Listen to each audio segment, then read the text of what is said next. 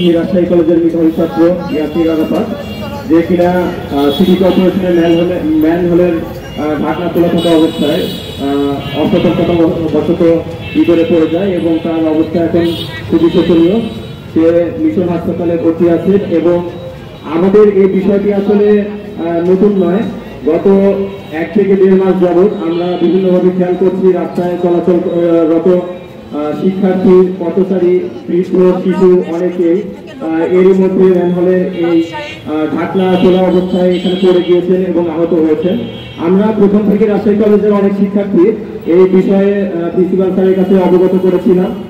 যেহেতু principal sir বলেছে এটা সিটি কর্পোরেশনের এখতিয়ারে, রাজশাহী কলেজের এখতিয়ারে নয়, তারপরেও এই রাজশাহী কলেজের আশেপাশে যে মুসলিম হোস্টেল, হিন্দু হোস্টেল এবং মহিলা হোস্টেলের সামনে দিয়ে যে ম্যানহোলের ঢাকনাগুলো চুরি হয়েছে এবং সেগুলো যাতে খুব দ্রুত সম্ভব ঢাকার ব্যবস্থা করা হয় এবং কার্যকর ভূমিকা রাখার উদ্দেশ্যে প্রিন্সিপাল স্যার আমাদের সাধারণ শিক্ষার্থীদের অবগত করেছেন যে তিনি এখানে সিসি ক্যামেরার ব্যবস্থা করবেন। সিটি কর্পোরেশনকে তিনি কয়েকবার অবগত করার পরেও সিটি কর্পোরেশনের কোনো ধরনের কোনো পদক্ষেপ নেয়নি, বরঞ্চ তারা এই বিষয়টা তাদের দৃষ্টিগোচর করে গিয়েছেন, কর্ণপাত করেনি আমাদের কথায়। সিটি কর্পোরেশনের কাছে একটি দাবি থাকবে যে রাজশাহী কলেজ সহ রাজশাহী মহানগরীর বিভিন্ন পয়েন্টে ম্যানহোলগুলো যেভাবে ঢাকনাগুলো চুরি করা হচ্ছে, এই বিষয়টা তারা যদি দৃষ্টিগোচর করতো খুব সহজেই এই বিষয়টা নিয়ে ব্যবস্থা গ্রহণ করতে পারতো এবং যারা এই চুরির সঙ্গে জড়িত রয়েছে তাদেরকে আইনের আওতায় আনা সম্ভব ছিল। কিন্তু সিটি কর্পোরেশনের যে আমরা দেখতে পাচ্ছি যে তাদের যে গুরুত্বহীনতা, তার মাধ্যমে যে পথচারীরা নিয়মিত আহত হচ্ছে এবং বিভিন্ন ধরনের ক্ষতির সম্মুখীন হচ্ছে। কয়েকদিন আগে রাতে একটা মেয়ে পড়ে গিয়েছিল, সে খুবই আহত হয়, তার নাম পরিচয় আমরা জানতে পারিনি। তারপরে আমাদের রাজশাহী কলেজের 2টা শিক্ষার্থী এর আগে পড়ে আহত হয়েছে, রাজশাহী কলেজের গার্ডের একজন ছেলে আহত হয়েছে এবং আমাদের একজন শিক্ষার্থী ইয়াসির আরাফাত, আমাদের ছোট ভাই, সে আহত হয়। এরকম রাজশাহীর বিভিন্ন পয়েন্টে এইভাবে ম্যানহোলের মধ্যে পড়ে অনেকেই আহত হচ্ছে এবং ক্ষতির সম্মুখীন হচ্ছে।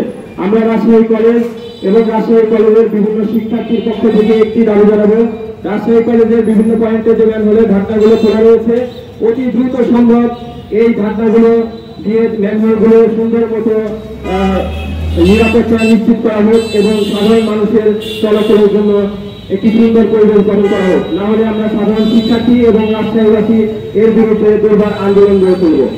ইয়াসির আরাফাত নতুন বাংলাদেশের কথা বলে যখন ফিরছিল তখন সে অন্ধকারের মধ্যে ঢাকনা খোলা ম্যানহোলে পড়ে আহত হয়েছে।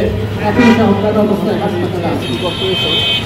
তার চিকিৎসা নিয়ে যে অবহেলা এবং নগরবাসীর জীবন নিয়ে যে অবহেলা, এর প্রতিবাদে আমরা এখানে দাঁড়িয়েছি। আমাদের একটা কথা, নতুন বাংলাদেশে আর কতদিন নাগরিকদের নিরাপত্তাহীন অবস্থায় থাকতে হবে? 1 বছর হয়ে গেল, এখনো যদি শহরের নাগরিকরাই নিরাপদ না হয় তাহলে দেশ নিরাপদ হবে কবে? বন্ধুগণ, এই জন্য আমাদেরকে ঐক্যবদ্ধ হবে, সোচ্চার হতে হবে। আজকে আমরা রাজশাহী কলেজের সামনে এই তাৎক্ষণিক প্রতিবাদ সমাবেশে দাঁড়িয়েছি। অবিলম্বে যদি নগরবাসীর নিরাপত্তার ব্যবস্থা করা না হয়, ম্যানহোলগুলোর ঢাকনা লাগানো না হয়, তাহলে আমরা বৃহত্তর আন্দোলনের কর্মসূচি গ্রহণ করবো এবং নগর ভবনের সামনে আমরা প্রতিবাদ সমাবেশ ডাকবো। তার আগে আমি আশা করব সিটি কর্পোরেশনের দায়িত্বে যিনি আছেন, রাজশাহী বিভাগীয় কমিশনার, উনি এই বিষয়ে প্রয়োজনীয় ব্যবস্থা গ্রহণ করবেন। ম্যানহোলে পড়ে গেছে এবং তিনি অজ্ঞান অবস্থায় চিকিৎসাধীন আছেন। সেদিন আমরা একসাথে ছিলাম একটি অনুষ্ঠানে। এরপর সে যখন বাসায় ফিরছিল সেই সময় ঘটনাটি ঘটে যায়, কোনো বিদ্যুৎ ছিল না, সে পড়ে যায় ম্যানহোলে। আশেপাশে যারা ছিলেন তারা তাকে উদ্ধার করে রাজশাহী মেডিকেল কলেজ হাসপাতালে নিয়ে যায়। কিন্তু কি দুঃখজনক, সেখানে তাকে নেশাখোর বলা হয়েছে। একজন জুলাই যোদ্ধাকে নেশাখোর বলা মানে পুরো আন্দোলনকে অবহেলা করা। আমরা এর প্রতিবাদ জানাচ্ছি নগরবাসীর পক্ষ থেকে, শিক্ষার্থীদের পক্ষ থেকে। তারপর তাকে নিয়ে বিভিন্ন ক্লিনিকে যাওয়া হয়, তারা দায়িত্ব নিতে ভয় পান। এরপর মিশন হাসপাতালে তারা দায়িত্ব নিয়েছেন, সেখানে তার চিকিৎসা চলছে। এটা ঘটেছে রাজশাহী সিটি কর্পোরেশনের অবহেলার কারণে। আমরা দীর্ঘদিন থেকে দেখছি ফুটপাথগুলি অরক্ষিত, আর প্রতিদিন পড়ে যাচ্ছে শিশু, পথচারী, শিক্ষার্থী, নগরবাসী। বাইরে আমাদের সুন্দর নগর, আমরা কি এটা চাই? মোটেই না। আমরা চাই আমাদের শিক্ষার্থীরা ভালো থাকুক, নগরবাসী নির্বিঘ্নে পথে চলুক, যারা অসুস্থ, যারা হাঁটাহাঁটি করেন, তারা যেন সুন্দরভাবে এই ফুটপাথ দিয়ে হাঁটতে পারেন। কিন্তু যে ঘটনাটি ঘটল রাজশাহী কলেজের পাশে, হোস্টেলের পাশে, এটা সবার জন্য দুঃখজনক। আমি রাজশাহী কলেজের অধ্যক্ষের প্রতি অনুরোধ করবো, স্যার, যেহেতু এটা আপনার কলেজের পাশের হোস্টেলে, আপনি সিটি কর্পোরেশনকে বলুন অতি সত্বর এক ঢাকনিগুলো বাঁচানোর জন্য। এবং এখানে যে ম্যানহোল রয়েছে, যতদিন ঢাকনা থাকবে ততদিন এখানে একটা কিছু লিখে দেওয়া হোক যে ম্যানহোল ঢাকনি নেই, আপনারা নিরাপদে চলুন। আমরা দেখছি একেবারে ওই কলেজিয়েট স্কুল থেকে শুরু করে জাদুঘর মোড় পর্যন্ত যে ফুটপাথ, এই ফুটপাথের কোনো ম্যানহোলেরই ঢাকনা নাই।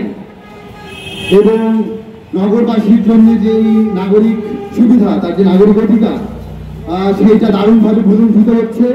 এবং প্রতিনিয়ত আমরা দেখছি একটার পর একটা এরকম দুর্ঘটনা, অ্যাক্সিডেন্ট ঘটতেই থাকছে।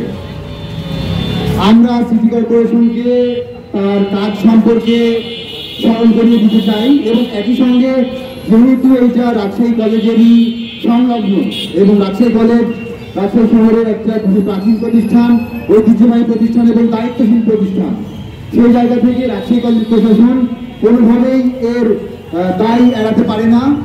আমরা অনুরোধ করছি রাজশাহী কলেজকে এবং রাজশাহী সিটি কর্পোরেশনকে, এর দায়ে যারা আছেন, দায়িত্বে যারা আছেন, তারা অতি দ্রুততার সহিত এই ধরনের যে সমস্যা আছে সেগুলো মোকাবেলা করবেন। এবং ইয়াসির আরাফাতের চিকিৎসায় যা যা চিকিৎসা প্রয়োজন এবং তার চিকিৎসাকে সহজ করতে যে ধরনের ব্যবস্থা নেওয়া প্রয়োজন, এতে কলেজ প্রশাসন সহ সংশ্লিষ্ট যারা আছেন তারা পদক্ষেপ নেবেন। এটি ওনাকে জানানো হয়েছে কয়েকদিন আগে, এবং উনি সেটা গুরুত্ব দেননি। এটা তার অবহেলা করা মোটেও উচিত হয়নি। তাকে জানানোর পরেও তিনি ব্যবস্থা নিলেন না। এটি কি তার অপারগতা নাকি তার অবহেলা? এই প্রশ্নই থেকেই যায়। এবং এরকম একটি প্রতিষ্ঠানের অধ্যক্ষ হয়ে তিনি কিভাবে এই দায়িত্ববিধি অবহেলা করলেন বা এড়িয়ে গেলেন, আমরা এর জবাব তার কাছে চাইব।